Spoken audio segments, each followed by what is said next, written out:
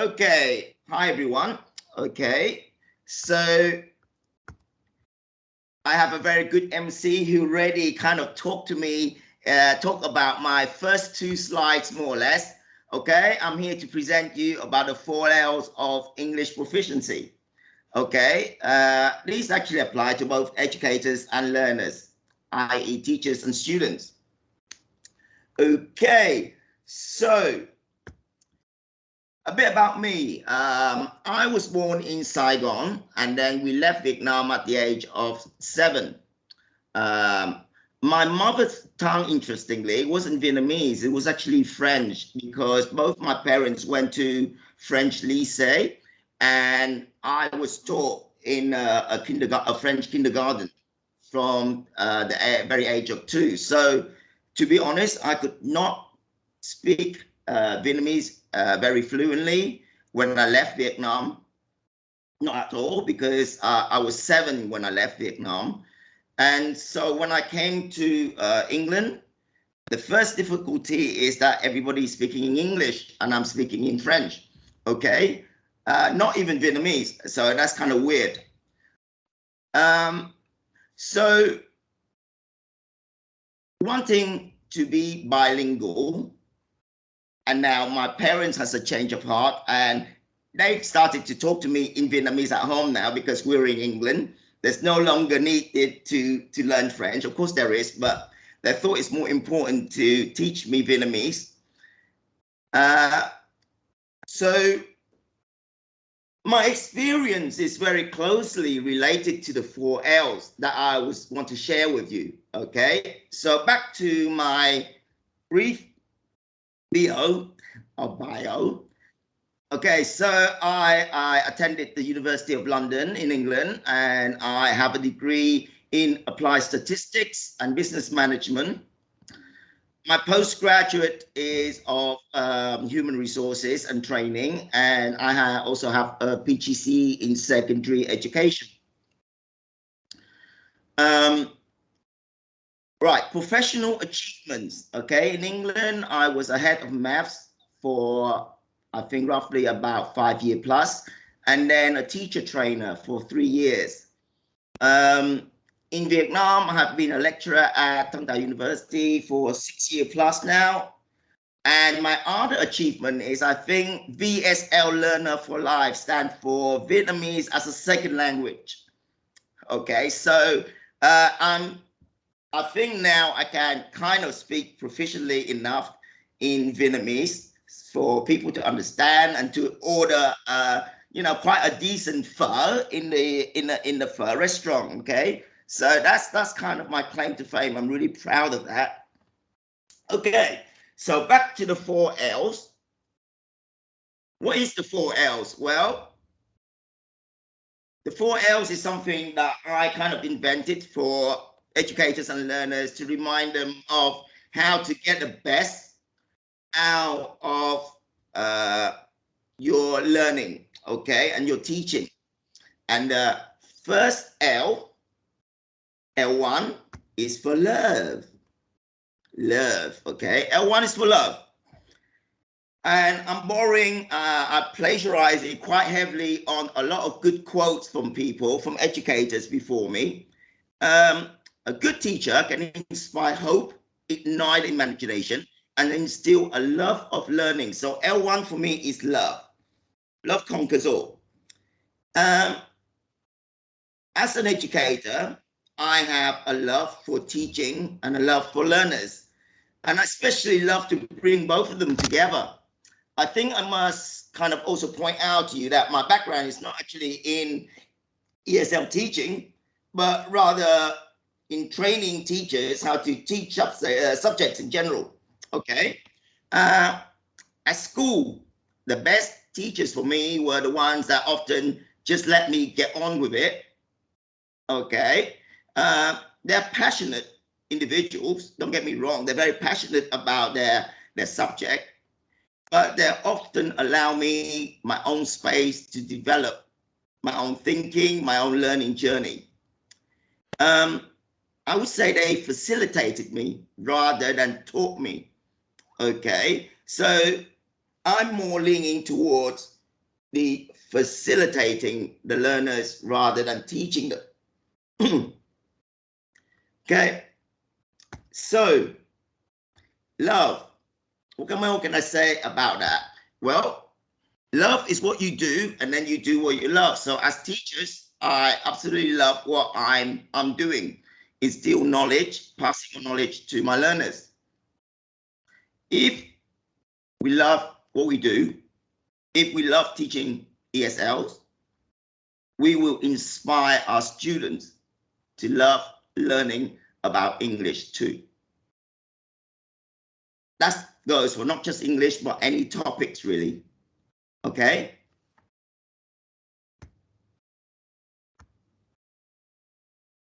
So another quote borrowed: if you do what you love, you'll never work a day in your life. Steve Jobs, I believe, somebody famous. I can't remember, but I thought that is a nice quote.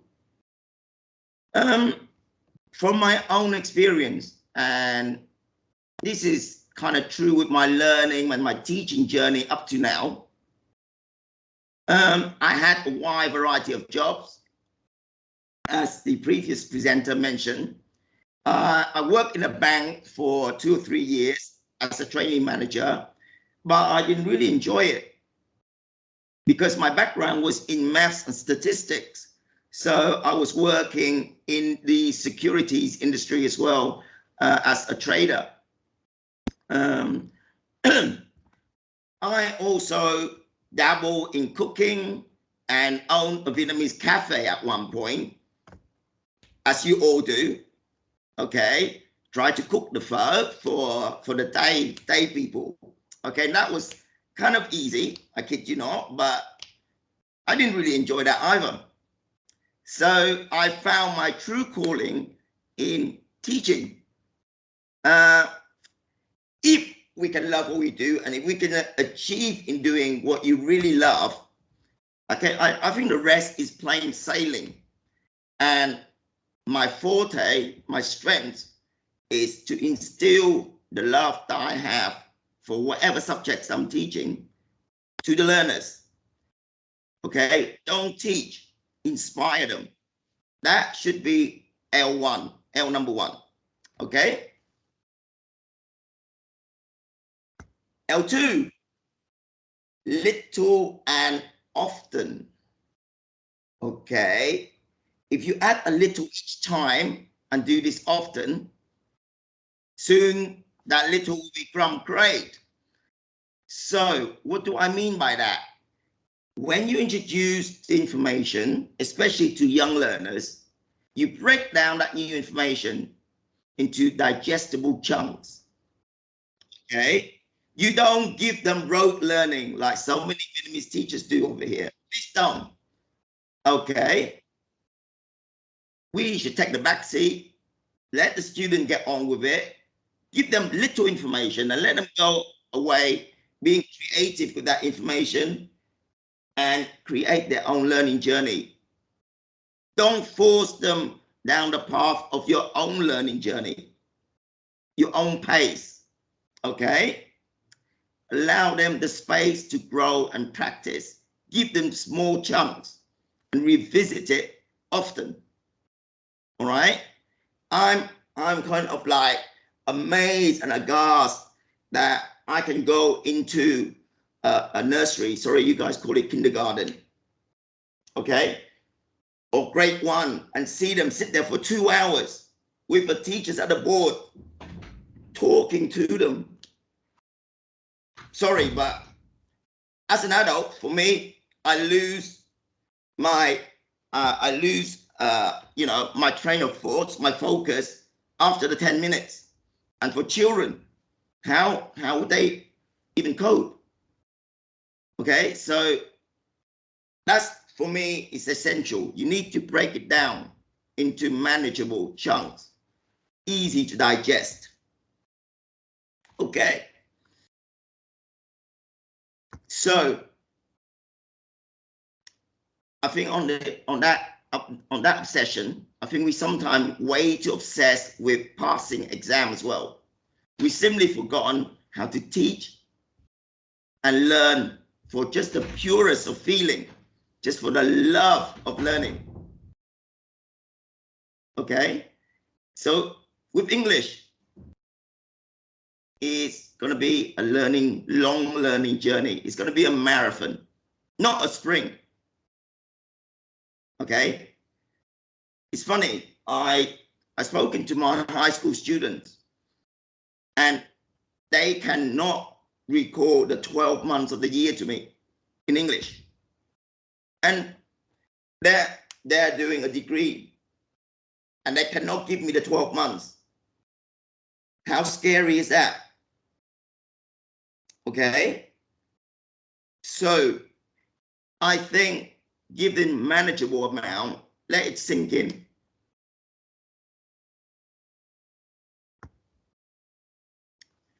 Okay, so my L3 is listen and learn. When you're listening, it's not the same as hearing. Hearing, you need to understand in order to listen. If you expect your learners to listen and learn, it really needs to be a two-way process. You need to understand your learners' needs. You need to listen to them and learn from them so that you can teach them. There is no point of one-way traffic, one-way conversation. And that's what a lot of teachers I've seen doing in schools over here. They just sit or stand at the board and talk to their students. Students can probably hear them. But are they listening? Are the students listening? We don't know. I don't think so.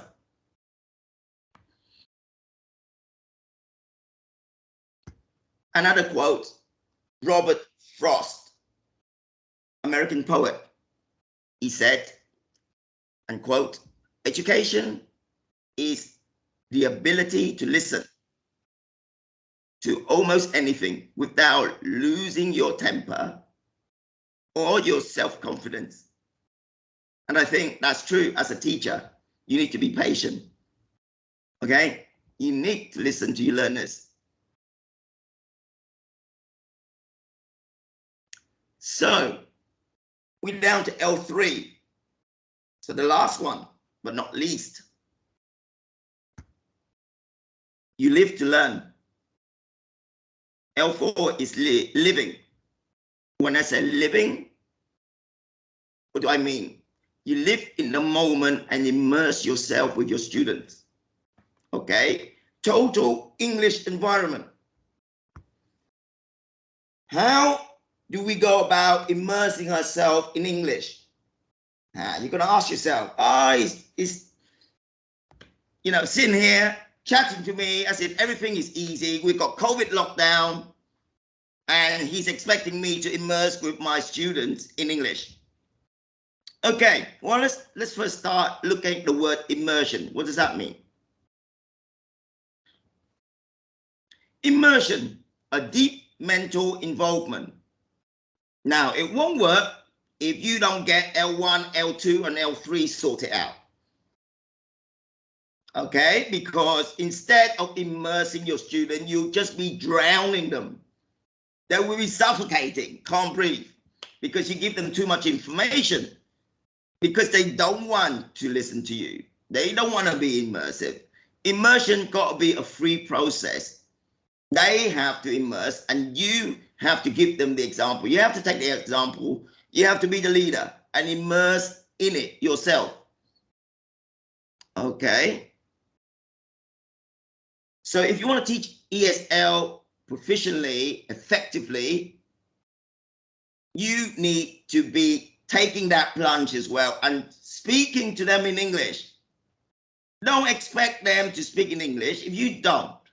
And that's what I find a lot of ESL teachers over here. Okay? They are afraid of communicating, conversing, speaking to their student in English. How can you learn ESL if you don't speak to your student in English? Think about that. All right. So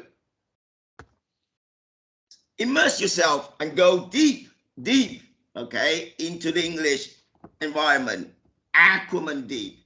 It's fine to use pop culture, to use whatever resources you have available to enhance your teaching, to entice your students to listen to you. Okay. I mean, that's it really. The essential qualities of getting a proficiency in English is the 4 L's. Okay.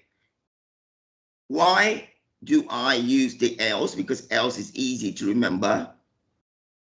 Why do I put love first? Because love should be there. Love conquer all. Okay.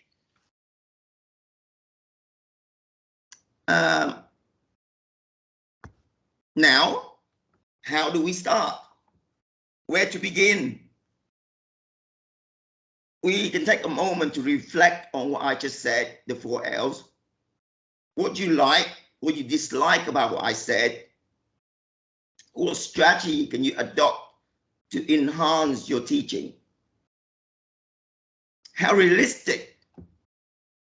You might just disagree with me entirely and you say, or wasted, I don't know, how long did I talk for? 10 minutes? Okay. But if you disagree with me entirely, think about this. Are you even in the right profession? Should you be a teacher? Yeah? Okay, I think you should look for a new profession. Become maybe, I don't know, own a few centers rather than become teachers. Okay, how? There's a joke in England, and I think in America it's got the same joke. Goes that if you don't want to teach, if you hate teaching, you become a manager. You manage teachers, you don't teach. And that I think is true over here. If you're scared of the student, if you're scared of teaching, stay away, become a manager at a language center. Kind of weird to me.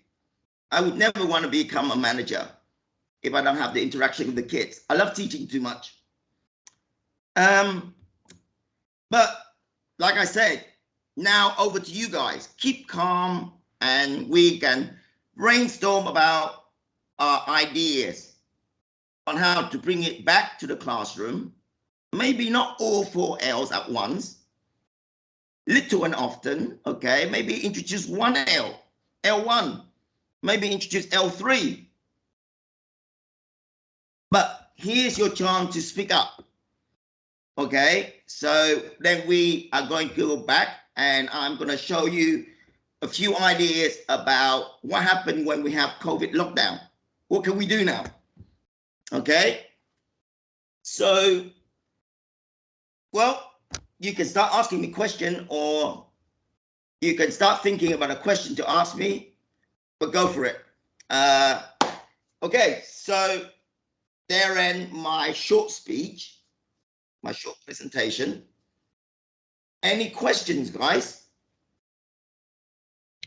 Okay, thank you for your wonderful and inspiring presentation from uh, Mr. Huynh. And you know that it's very interesting topic that we heard about as well. So if you have any concerning question or any subtraction, any comment or something, the question you can make to Mr. Peter Huynh. Please raise your hand and we'll call your name, or you can type on the video chat. So I will read the question to him directly. Thank you. In the time waiting for the student, for the participant can respond as to your presentation, I have a question. Would like to hear your reply. Here, how can we encourage the learner or the student to practice the 4L retrospectives as you present Okay. this morning? I would say carrot and stick. I get on well with my student. I think we have to develop a close relationship, a close rapport with our learners. And I'm quite easygoing, and I do get on with my student, and I do see it from their levels. I think it's about listening. It's about L3, listening to them, see what their needs are, and try to address them. Okay, I wasn't going to show you this, but maybe I will now. Let me just show you my last slide. So how do I get them to do what I want, and how do I inspire them? Here you go. You see online lessons? And you see there's a guy doing press up for not doing the homework. You see the joy in the other's face, and also, you know, the nervousness and the scare, you know, the environment is all there. You see, for good learning. I punish this guy for not doing part of the homework correctly, and he's quite willing to do it. He says, okay, give me another 10 press ups, sir. I'm practicing anyway. But no, on a serious note, keep it entertaining. You know, introduce a lot of interactivity with the students. Okay, this here is part of my 4 L's. Which L is it? You're gonna ask me. Okay, Mr. Huynh, and another concerning question, right? I would like you to share with us your opinion. You know that when all the school or I mean the center, Korean language center, normally fixed with the time and the schedule for all of the teacher and student to follow. But the second L is little but open. How we can convey between the little but open? Why we also keep the log of word from given from the manager or the school to us and the student, right? Yeah, that's a good question. Okay, let me ask you this. Okay, when you go to the cinema, okay, and you're willing to sit there and watch 90 minutes of a film without blinking, how does that film work for you? Because you are so engrossed in that film. There's time when you go to the cinema, and I know I have, I go in for 10 minutes, then I walk straight out. I've totally lost my interest in that film. Okay, so how do we make it an action-packed film, action-packed movie for the kids? We break it down using L2, little and often, smaller, repetitive, activities, repeating to them. Do not give your introduction as 40 minutes and then give them to do 40-minute exercise. That is just mental torture. You introduce the topic, 5 minutes. Okay, ask for volunteers. Get them to come up to the board and be a teacher. Tell them to present the information back to the class on what I just said for 5 minutes. And believe you me, they love to do that. They're fighting over to get onto that board and to write down and become the teacher for that 5 minutes. Okay? But that is just one of the many activities that I do. So I'm a facilitator. I don't teach. I give them the topic. I introduce the topic for 5 minutes. The rest of it, I stand back and let them perform. I rarely, in my lesson, I rarely speak more than 5 minutes at the beginning and the plenary 5 minutes at the end. Don't get me wrong. I get them into groups. It has to be good classroom management. You need to get them into groups and you need to let them work together. But that is the general gist. You break them down into interesting activities, smaller, digestible chunks. Okay? And when you can do that, if you can manage that, 90 minutes, they're like, What? 19 minutes already? Sir, we want to stay. Okay. Yeah. Okay. Peter, we got an answer, a question from Nguyễn Thị Hân. She typed on the window chat like that. Can you suggest some YouTube channel that can improve the teacher speaking skill? Can you share with us with that notion from her, Nguyễn Thị Hân? Okay, so it's kind of controversial. It really depends if you want to pick up an English British accent, an American, or an Australian accent. Okay, I'm not going to be controversial here, but it is really the gist of that, because if you want to stay with American accent, there are American YouTube channels and there are programs like TED Talks.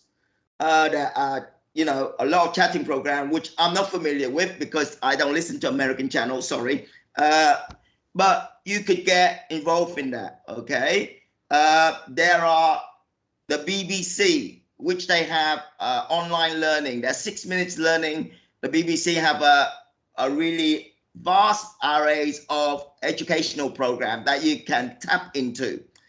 Okay. Podcasts by people. Okay. The BBC also have podcasts. A lot of British broadcasting companies have podcasts that you can listen to improve. Audiobooks. I wasn't going to share this with you because this was like my secret weapons for lockdowns. But let's go look some of this. Read books in English. Okay, but not only do you read book in English, you can listen to the audio and read with them to improve your pronunciation. Okay, if you want to improve on your American accent, watch a lot of films, not with Vietnamese subtitles, with English subtitles.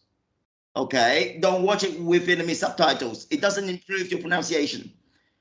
Watch it with English subtitles, and I often show we must have watched the whole Avengers universe with my student last year, because we were watching it and we were like looking at it, and then I got my student to act upon certain scenes. Some of them would be like Captain America and Iron Man and Spider-Man. They were like rehearsing, and I got really excited about it. Okay, and that's one way that you can improve on the pronunciation. Immerse yourself into the English environment. All right. So I said already, like audiobooks. Okay. Radio podcasts. Okay. Science programs. There's loads of science programs. It really depends on which subjects are you interested in. Okay. There's MIT, there's OpenCourseWare, there's TED, there's Khan Academy in the UK. And this is the chance that you can learn technical vocabulary in English. If you're a medical student, you can watch some of the American soap program on doctors. I love them. You can find out some really obscure diseases, never heard of. But House, yeah, the House is called House, Dr. House. And he comes up with some really weird diseases and so on and so forth. And it's really interesting to watch. I hope that goes some way in addressing your question. You kind of like jumped the gun a bit, because I was going to introduce some of this point that you can use to enhance your teaching during lockdown. Okay. Any other questions?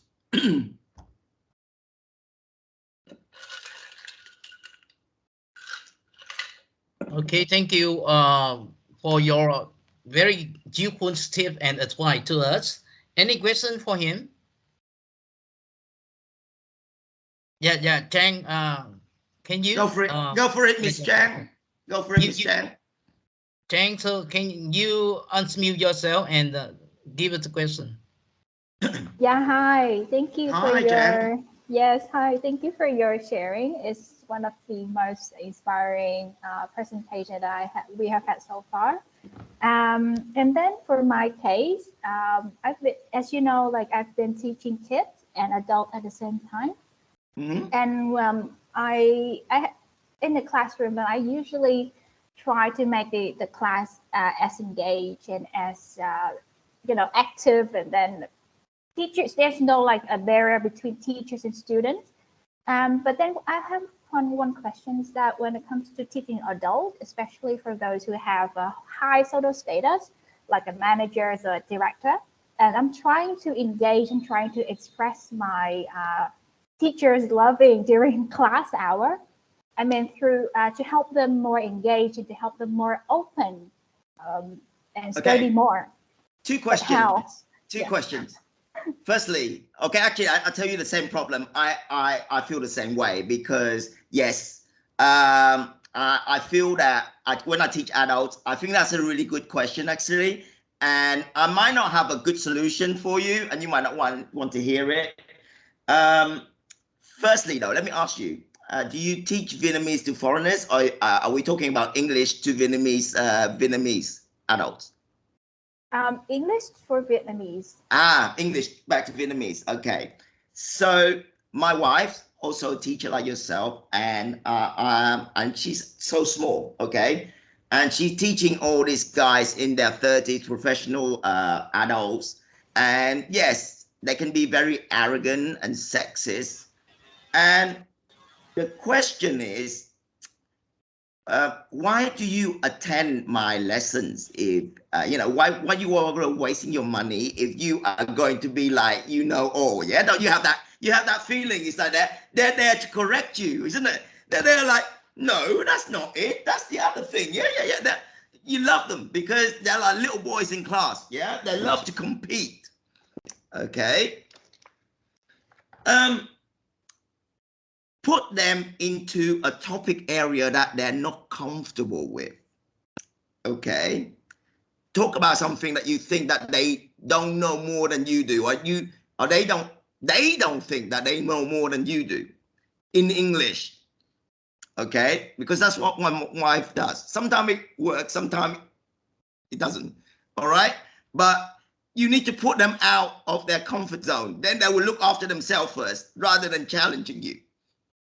Okay, but that is just one strategy that my wife used because hey, listen, I know more of this than you do. Okay, and they're like, yeah, you're right, I don't think I know about this. Let me give you an example. um Cooking a dish, how to cook a certain dish. Yeah, and like some of the professionals, adults that come to my wife, like, okay, what do you want me to do? Okay, give me the instruction in English, how you cook this. And they're like, but I don't even know how to cook. Okay, now you start learning. All right.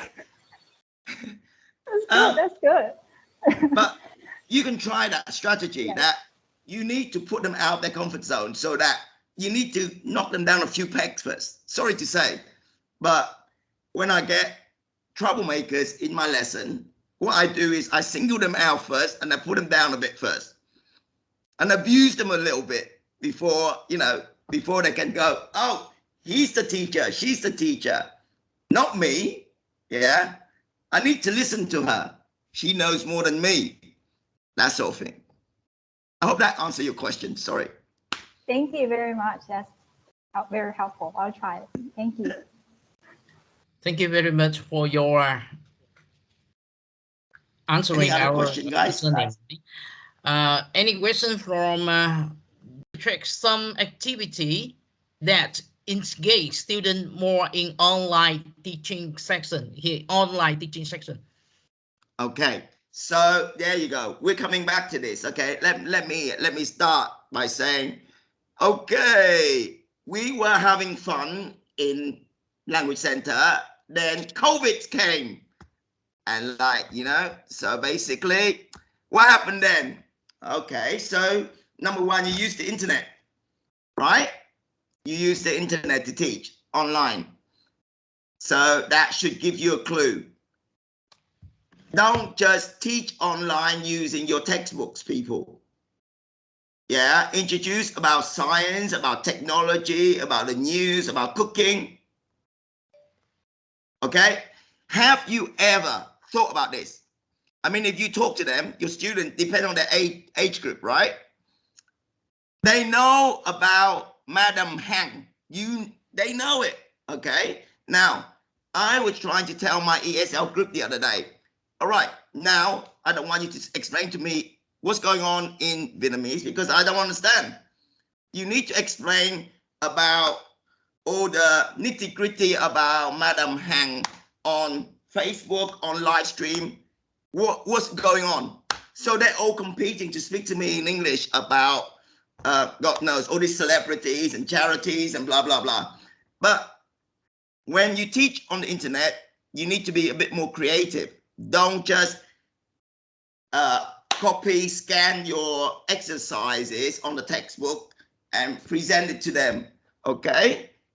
I mean, it's already boring in the classroom. Can you imagine sitting on the screen and have the same thing facing you again, right? Okay, so share with them funny clips, learn something of intrinsic values from that because it's all part of the English language learning. Okay, immerse yourself in English. It's about immersion. And we have COVID, and the only avenues is through the internet. So make good use of it. All right. Well, internet, you can do reading, like I said already. You can do audio. Give them a listening.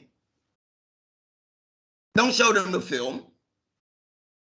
Okay. Give them a listening script for them to listen to, a famous film with music and action bands, the works, and tell them to guess what film that is. Okay, so instead of showing the film with the sound, just give them the sounds and let them guess what film it is from. Okay, that's another idea. Yeah. Thank for your Dictionary, sharing. this And is for another question pronunciation. from Le Thanh Oan. And Go, another go, question. go, go. Okay, go. Yeah, okay. So she said that sometimes the students don't follow the instruction from their teacher. Example, they don't finish their homework. What punishment you usually apply to make them discipline? That very practical question that would like to hear from your own experience. Please, Okay. can you say with us? Is this to do with homework online or offline? Because online, yes, that is a problem, them not doing their homework and how to enforce it, how to make them do it. And now all I can say is using my own experience, but then I've got this down right from the start, establishing the rules. I give you an example. You have to do press up for an amount of minutes that you're late to my lesson. If I'm late to my own lesson, I do my press up as well for them. Obviously, I didn't show you any of this because they got secret picture of me doing press up in their classroom. All right. Sometimes it's not my fault. It was the internet, but I kind of instill in them. It's not the internet's fault. It's your fault. You take responsibility. Okay. Homework. We're talking about press up. We're talking about name and shame them in front of the class. Try to get them, encourage them to do like the rest of the class are doing. And with the homework though, I set them up on Google Classroom. So the homework deadline is due in, I can go in and check to see who hasn't done the homework, even before the lesson. So I don't need to waste my time in your lesson. When they come in, I just say, do me 5 press up. Oh, why, teacher? Why? You didn't do your homework. Boom, done. So I don't waste my time in teaching during teaching hours to say, oh, have you done your homework? Can I check your homework? I set the mark book online on Google Classroom. So I already know which one hasn't done it. Okay, so that's a way to manage it. But you need to have a type of personality, a kind of performer type. Okay, other people might have different strategies. The thing about me is that with as being a trainer, try to put your strengths out there. Try to use your strength, because not everybody is like me, and I don't expect you to teach like me. Okay, these are just ideas that it just might click, and you say, I can try that. Okay, there's no way that I would expect you to come to my classroom and teach like me. When I observe teachers, trainee teachers, okay, I try to highlight their strengths to give them that added confidence. There is no point saying you didn't do that way because I did it. It's not right. Everybody got their own personality. You need to find your own niche. You need to find your own ways of dealing with that discipline. Okay, each person is different. Each teacher is different. I cannot say this one works. Do this strategy. It works for me. Yeah, it might work for me, but it won't work for you. Okay, the idea is to be creative and try different ways. Be passionate about it. L1, love. I hope that answers your question, by the way. I think that there's still many thinking questions that will be sent direct to you later. And because the time is limited, so I think that we will save that time for the next presentation from the prior camera. So sorry. I know that my presentation been successful because people still want to stay here and ask questions. You see, they don't want to look. Oh, you see, there you go. I'm really sorry. No, I didn't even get time to finish my own presentation, to be honest, because this kind of like mess up my timing. But okay, just want to say the last thing. Inspire your student to develop their own mantra. Go and look that word up if you don't know what a mantra is. Okay. To be honest, I don't even know what that word mantra in Vietnamese is. Sorry, bad on me. I will go and look it up for next time. Okay. But yes, develop your own kind of like special ingredients, special magical ingredient, guys, and get them to develop that. Okay. Because to conclude, I think the 4 L's is a good guiding principle. We can have fun. I think fun is the part that I want to highlight on our learning journey, okay? To maybe greater English proficiency or picking up any other skills. Thank you for your participation and involvement in my workshop. It's been an honor. Okay, and hopefully you will come to my next workshop when TESOL's having another one. Okay. I've done the conclusion, Mr. Nghi. Where you want me to go now? Yeah. So thank you for your sharing. That I'm really inspired by your 4L.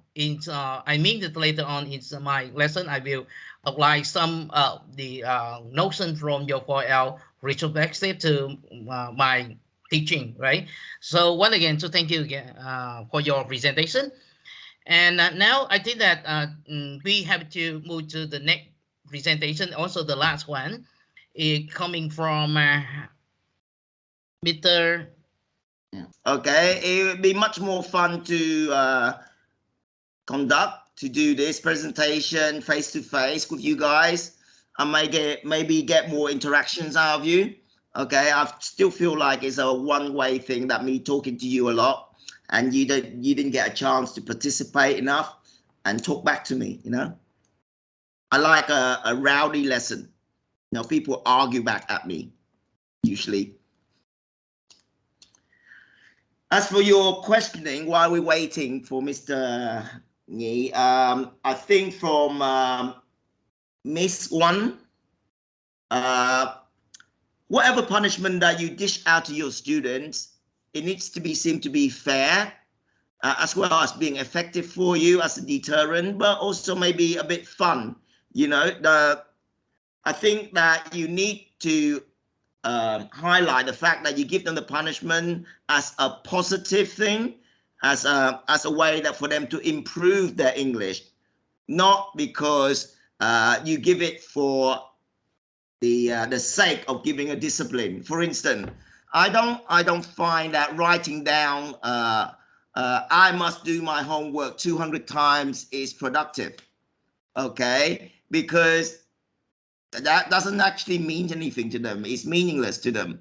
It doesn't show how they that would improve their learning. So you need to find a punishment that maybe you say, maybe don't call it a punishment, but maybe say like, this is the extra work I want to give you because you didn't do your homework and you need to catch up with the rest of the class, because that's the strategy that I would use with my students. Okay, I think the bit about having them doing press-ups, they all love it. So that is, you know, it hasn't got any values to my lesson apart from being fun and they're relaxing my lesson.